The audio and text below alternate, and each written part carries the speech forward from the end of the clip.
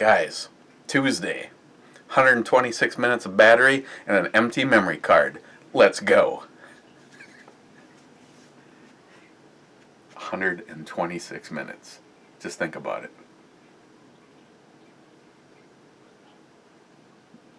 I mean, think about it. The night that me and Evil Neil... What are we looking at?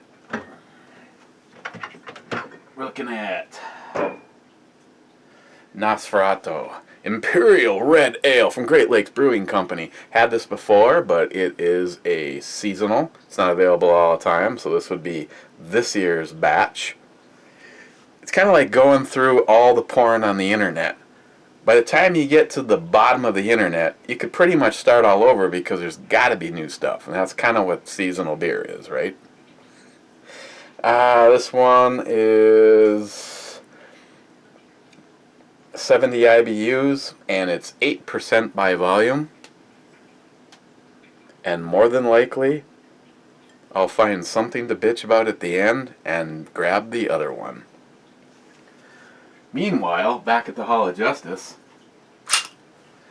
now if Steve Bush was here, or any of you guys that really have that whole,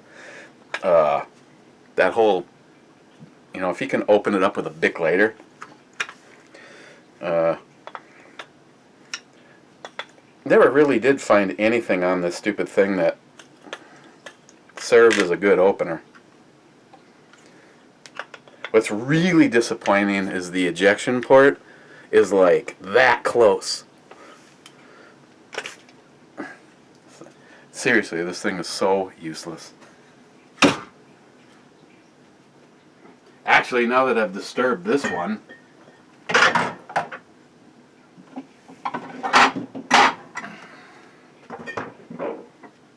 open the other one. And I tell you, there may be no opener more appropriate for this beer than this one. Has anybody heard from Alec 357?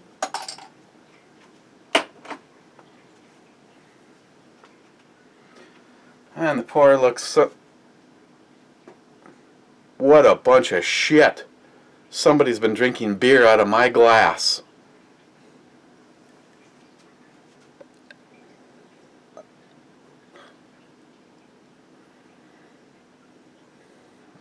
Oh yeah.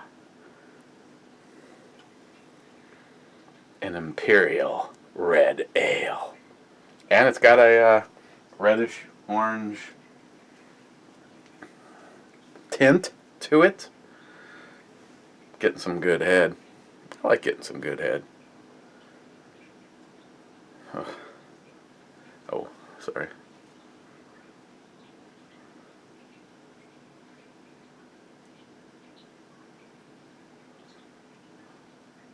Thanks, Nick.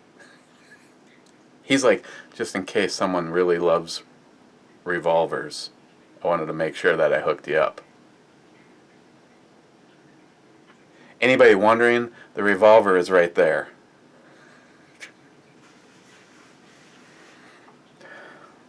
Okay.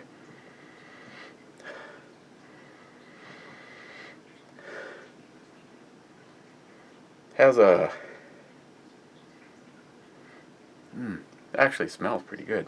It, then again, I don't know if I can be of a valid source, because yesterday at work I ripped a fart and I thought it smelled pretty damn good. Greg, on the other hand, almost barfed. So take it as you want. But it has like a kind of a really bready, not the roasted malt as in like an Imperial, but that roasted malty caramel bready kind of smell. I think I just used 6 descriptive things, all in just how it smells. Wow, there's going to be plenty to talk about, I guess, when we drink it, which is going to be right now. Cheers, guys.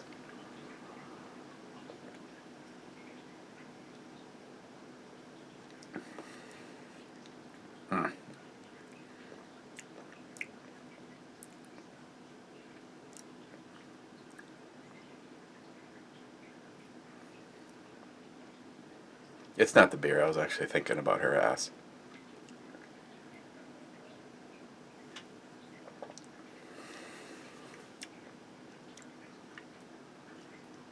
Mm. Yeah, that sweet. I don't even know what the base is for the sweetness. It's like right there. It's like a caramel, bready caramel, buttery, malty, sweet.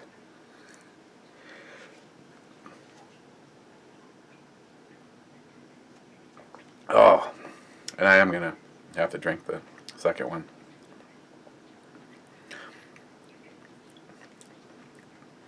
As I started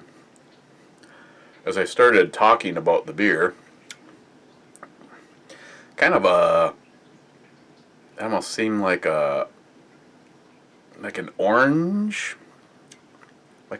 kind of taste buried in the back of all that. Very smooth, very tasty. It's not real hoppy. There's a little bit of a charge there, but it's more about all those flavors just kind of blending together, and that, yeah, a little bit of a fresh orange. Not quite the peel, but somewhere between kind of the peel and the fresh squeezed orange juice, kind of a taste in there.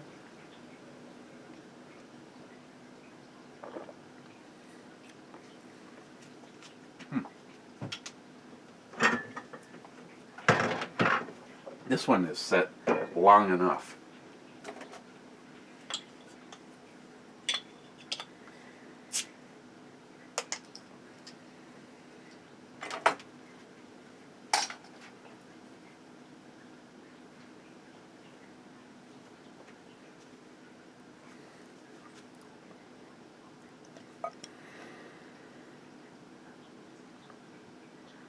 I actually don't have any kind of a political rant or anything, so I got really nothing to go on. The only real request for a rifle was just something evil and black. Well, fuck, they're all evil and black. Ask any libtard. Like, no, one of those libtard douchebags would do if one of these raghead terrorists, the one that they're even admitting, if we start letting all these towel heads in, only like 1% of all of them would, possibly be real terrorists. Really? 1%. 1% with a dirty bomb in downtown New York.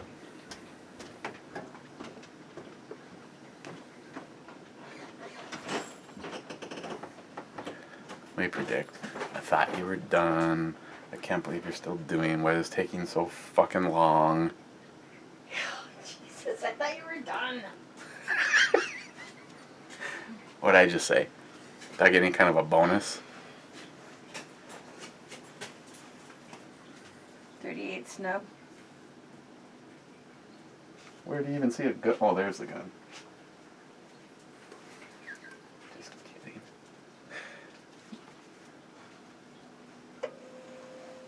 Yeah, I know you're eyeballing those panties. You want a pair of AC ones. Yeah, no, I got ones just like that. Okay, Sam's not home for dinner. It's just you and me. Okay. I'm 2? Oh yeah. 2? Yeah, you have to make sure, because the first one might not have been, accurate. Alcoholic. No, but I'm working on it. I'm gonna go pro. So the request was evil and black. Now I don't know if this qualifies as evil. Well, yeah, I suppose it would. I know you're gonna find this hard to believe when we can go from 22 caliber, as in long rifle, all the way up to BMG 50. But one of my favorite projects and one of my favorite evil black rifles is the littlest guy.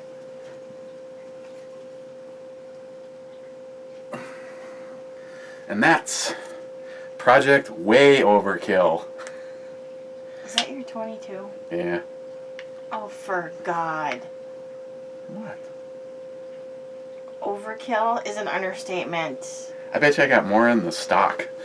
Some people have. I don't even know where to begin. Bull barrel. Got a bipod. I'll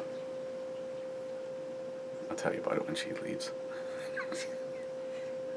This is a scope that used to be on the Mosin. These are awesome. Vortex Crossfire 2. The only thing I don't like about this is that you have to change your parallax up front instead of something a little bit easier so you can, you know, I guess it still works. Has the Vortex leveling system on it. A few of the Go Fast goodies. It's had a couple of trigger jobs done on it. It's a battle arms development. Basically, let me bottom line it for you. The bottom half of this rifle is all set to go on anything that I have. But, of course, I would never, ever put it on my AR pistol. Uh-huh. Yeah. This 22 does not require any kind of a buffer system. As a matter of fact, it doesn't even move back far enough. But again, in case I want to use it, I have it all set up with the T2 and the spring and all that. This is the Luth AR stock. These are awesome. If you like a fixed stock, I would seriously think about even something like that, even on something even high end like say the JP. But you know, it's kind of a set it and forget it, get it set for you. But Magpul Plus, it's kind of gishy. Here, want to feel it? Want to squeeze my grip? Both hands. You are just not funny.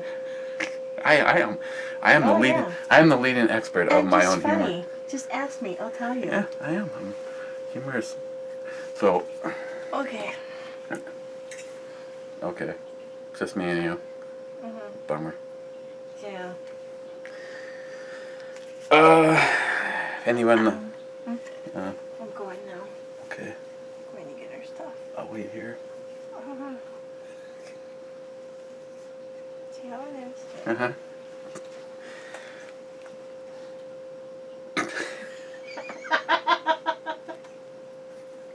Shut the front door. Shut the front door. Something that I haven't been willing to really experiment with because of the cost involved, but things that are proprietary on this, like for instance the charging handle, I did swap the latches out to get something that would get out around the scope, but if you take it out and look at it, it kind of looks like a normal charging handle, but the end where the gas tube is has been cut off on it. And of course, if any of you guys have followed this story in the past, this rifle did not have the right dust cover door on it when I got it as my project. And it turns out that evidently DPMS makes the one and only dust covered door. It looks mil-spec, but it's not. What has to happen is the detent area has to be minimal. If you try to put any other dust covered door on here, it hits the bolt carrier and won't close. So it has to be open all the time. And I called DPMS and I said, can you please send me one of those dust cover doors? We don't sell any of the parts for our bull barrel upper 22 setup. I'm like, okay, well, I need a dust cover door. How am I going to get one? Well, you can send your upper in for service. Well, I don't need it serviced. I need a goddamn dust cover door. Long story short, after talking to two assholes and someone even worse like Chuck, I ended up with the like the general manager or whatever the hell he was, and he said, Eric, I know this is crazy, but the only way for you to get that dust cover door is to send the upper in. And DPMS ended up sending me or emailing me a shipping label. I put it in a box, brought it to them on Thursday at 5 o'clock, and on Monday at 5 o'clock, the upper was back. And I'm just like, it was funny because after going round and round and round, I'm just like, okay, so I'm going to send you my whole stupid upper so you can put a dust cover door on it because you don't sell them. Where do you get the dust cover doors?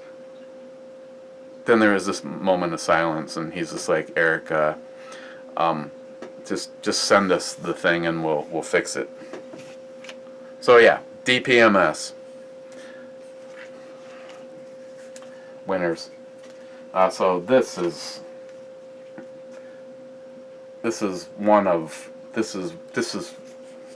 well, they're all my babies, so what am I saying? The one in my hand at this moment in time is my favorite. If I was gonna start getting rid of stuff, the last thing to go in my collection is anything with a barrel.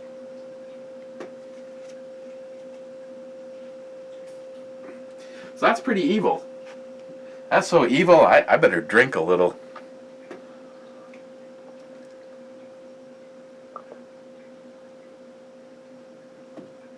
%8 by volume.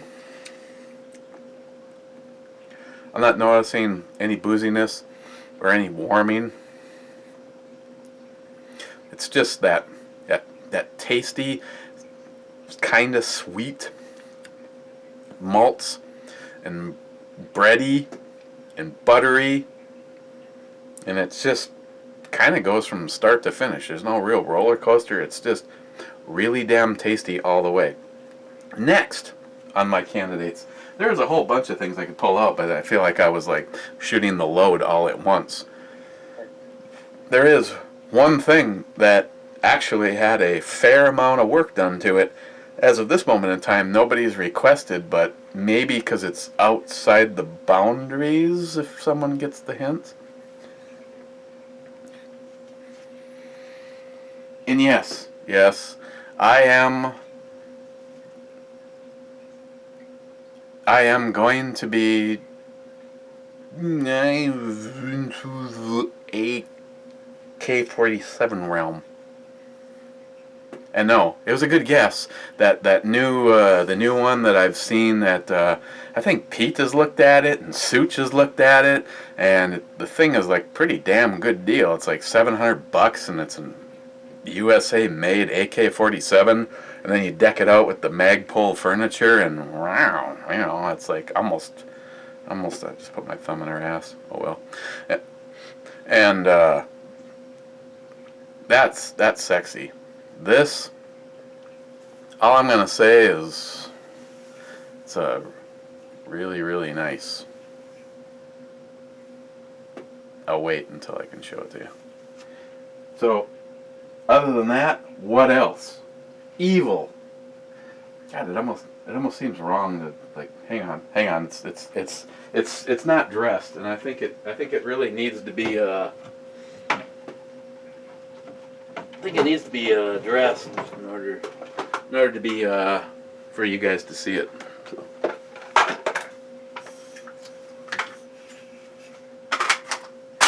There.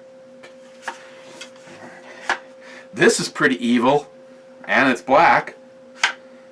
Except evidently at one point in time, colors might have been going in a different direction. So, like out of nowhere, there's a flat dark earth trigger guard.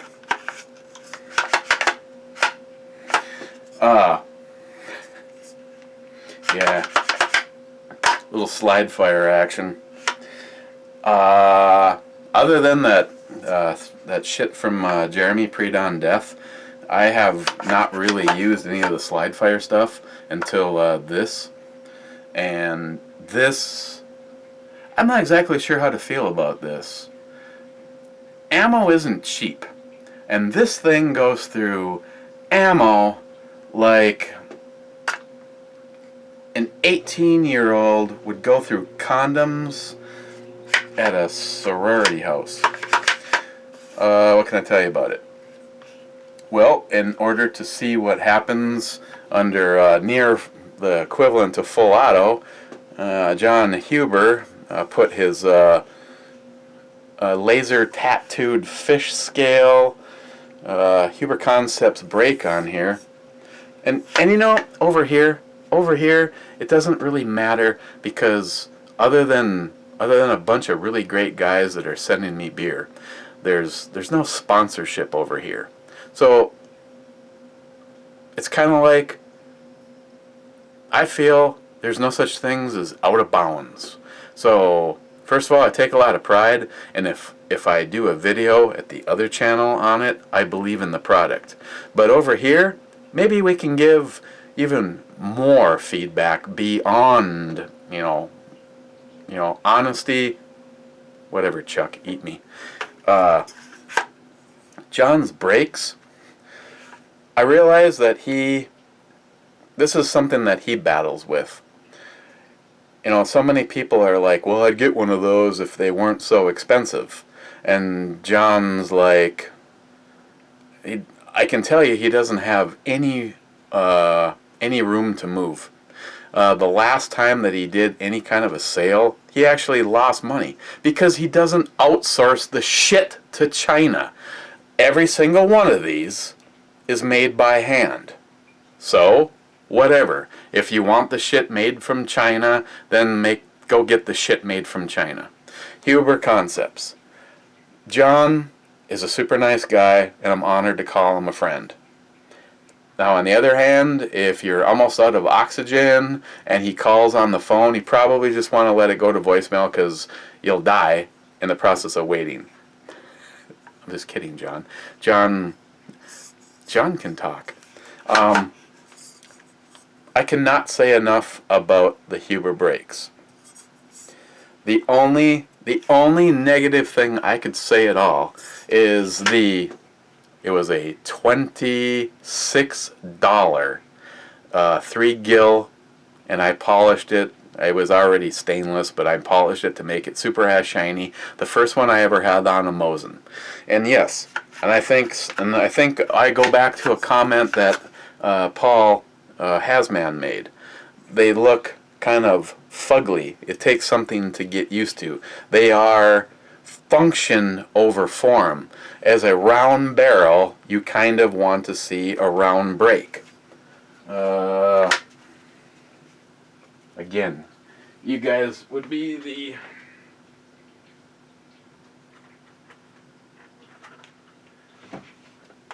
Here, just pretend you never saw this.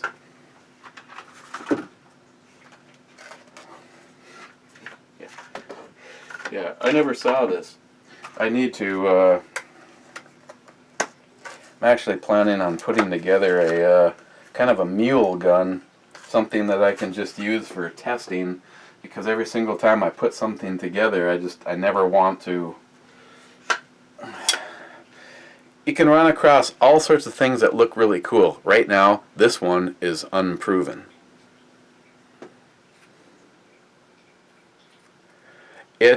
I'll admit, it looks absolutely wicked as hell. Here's your top view. It's got a couple of really fine ports, obviously. Imagine a jet engine. See, John, and I think Travis, DJ Alkaline 1, probably had it right. Travis says he thinks that John Huber made a deal with the devil, and that's why these work, because there's no top ports. There's no top ports at all. And most of the action on a brake, like this, and this is from a guy who I think just puts his customers first, Rainier Arms. This is just a wicked looking brake. it's round. I mean, I've got one laying there in black, so we could easily put a black version of that on here. These are just wicked looking. I have not had a chance to put this on anything and get out and shoot it. If the weather is good and the damn deer season is over, I will get out there and give them a try. I will openly admit, something like that looks wicked as shit. They're spiky, they got the gills, they're round. But this just works. I mean, here's what I can tell you. Here's the two things that I've heard that would fall under valid points. Aesthetics. Maybe you just want a break that is round like your barrel and looks all spiky and cool and shit. Maybe performance isn't like at the top of what you're worried about. Okay, I'll give you that. The other thing is, I can't think of the chrono now. They actually, it's like a mag chrono. They mount on your barrel, and this brake screws up that whole scenario because it's such a long brake.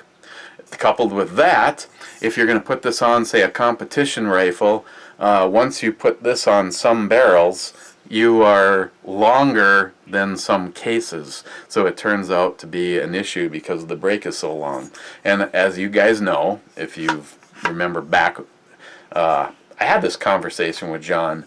The brakes, they're not this length for any other reason other than the Captain Obvious when you deal with someone like John, who is like the Albert Einstein of triggers and brakes. It's this long because this is what it needs to be to get the performance that he wants out of it. When I asked him one time, could we shorten that brake up a little bit? It was just like the smoke started coming from his brain. He grabbed a paper and pencil and started drawing equations down, and he goes, well, I suppose I could lose the first port, so you're going to lose less than 3/8 of an inch. At that point in time, it really doesn't matter. So, yeah, that was a long dissertation to start at the front of the rifle. John Huber's square brake, love it. I am a function over form guy. I would love to put this on, say, something like my pistol, because it just looks mean and spiky. But John's brake is the first thing I've had on my AR pistol that doesn't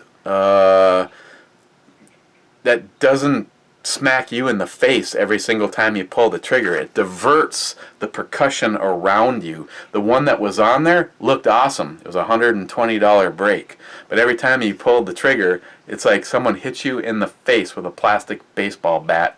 I mean, you giggled, but it still hurt. It was like you might as well take some Advil ahead of time. The Midwest Industries, their guard, if you're looking for the smallest handguard money can buy, these are them. Personally, I think it's too small.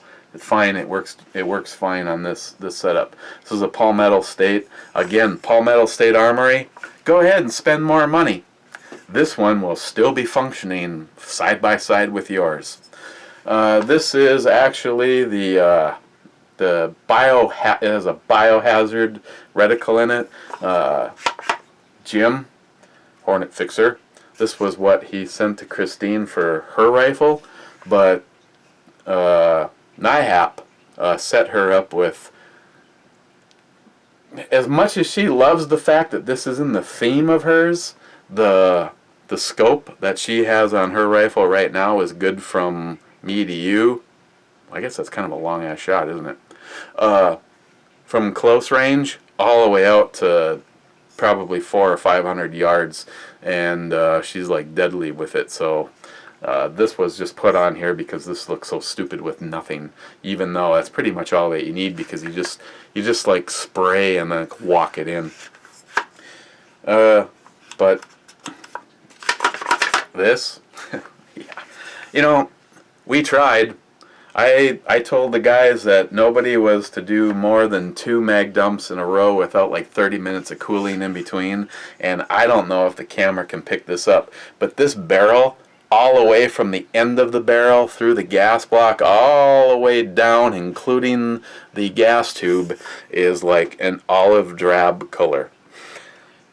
This barrel has been very, very warm, and I don't know. I've never had a malfunction with this, and I tell you, this is one of the most easily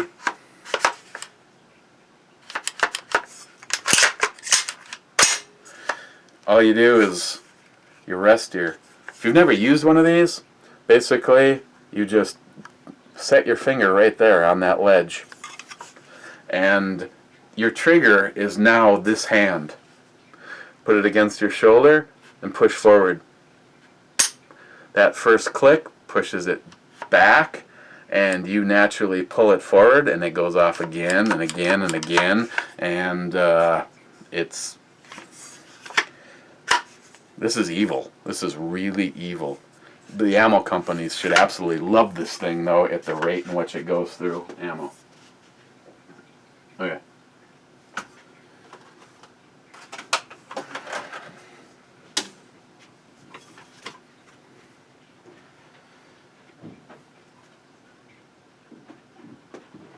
Might have used up the 126 minutes. She's run her errands and already come back. Where do I put this on the E-scale? Man, this batch is awesome. I give it a 10.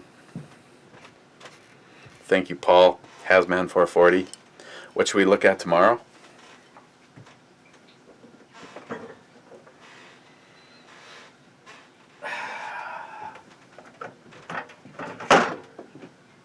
EMT Railfan. Multiple people had made comments about this, so why don't we take a look at the Firehouse Ruby Ale. Let's look at this tomorrow. Okay. Okay, guys. Cheers. And we will see you tomorrow.